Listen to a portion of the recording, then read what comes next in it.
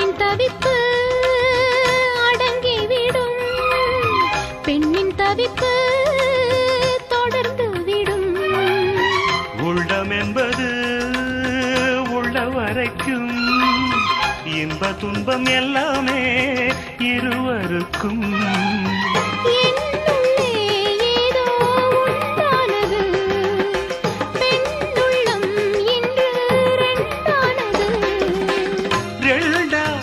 ஏது ஒன்றுபட்ட போது கண்ணுக்குள் 100 நிலவா, இது ஒரு கனவா?